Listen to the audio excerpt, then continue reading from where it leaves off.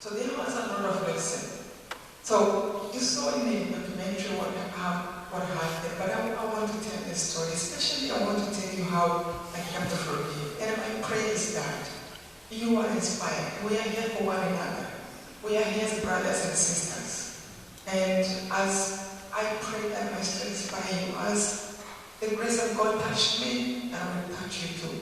And I've seen stories that really surprised me, but again, if God touched me, why not another human being? I remember a man who really gave me the courage to continue to speak. This man told me, he said, after he spoke for the first time in 54 years, I was able to sleep in peace. And he told me later, somebody in his family had hurt him so badly when he was a child. And he never forgot about that. It haunted him for his life. And I'm like, what happened? He said, I don't know. Just something loosened up. I don't need to hold on to that.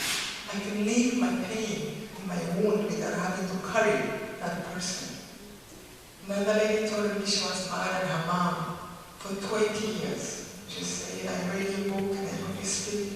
And for the first time I picked up the phone in 20 years. I called my mom and we just cried and laughed. And she said, I cannot believe how much affection I have wasted for 20 years. How much long I prevented my own children from having from their one grandmother. And I just get chasing like, what happened? What touched you? What part of the story?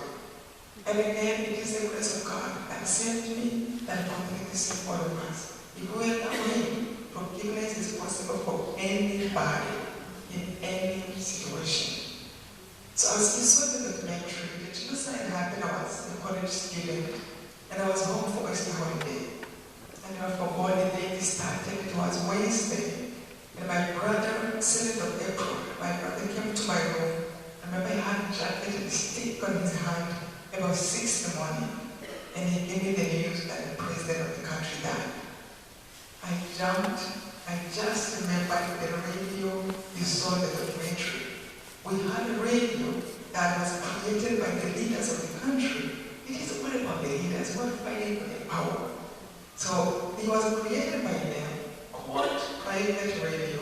But later we find out it was created by them. And this radio, all they did was to pretend that they were drunk and insult people by tribe. They would say things like, look at them. They have horns. They have tails. They're not human beings. And the power was in the hands of the people who created that radio. Or for the fear of ever sharing it, they wanted to kidnap the whole tribe. So we knew that. You just have to lock down because you can't report to nobody. So we look at you again like you're crazy. That radio, will say, so what? Another thing prepared us was the apparitions of family. For those who have faith, they don't even know how blessed we are. I mean, if we depended on this world and our human decisions, we will not live. Why be here?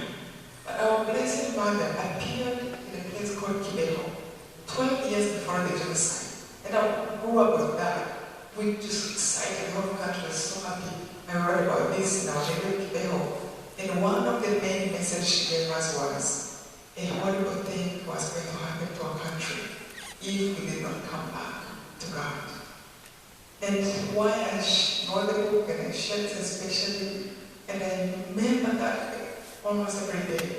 Our lady said, if you do what I'm asking you, love one another, forgive one another, come back to your roots, to the Bible, to love, to respect God's commandments, what is coming will not happen. She showed the pictures to the kids who saw her.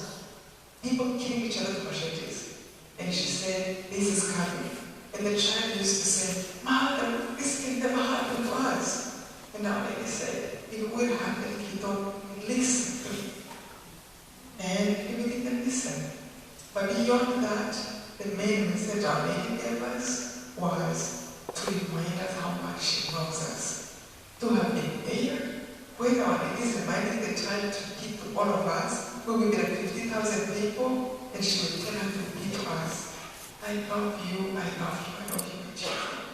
individually, each one of you, in the corner of your room, in your bed, somewhere silent, talk to me. I am listening to each one of you. And I heard this for years growing up. And I can tell I'm standing because I don't have a mother, such a beautiful mom. So we knew this can happen. We didn't listen when my brother told me, that's it. That's what I was saying. And how horrible it will be. And by the way, this apparition had been approved so far by the Vatican in 2001, which so far I believe already appeared to every country, but this is the first apparition to be approved on the continent of Africa. So we are very blessed and happy, and I hope we will prove more by she's a very big one for the whole continent now. So when my brother told me, I never thinking about what was going to happen, I came outside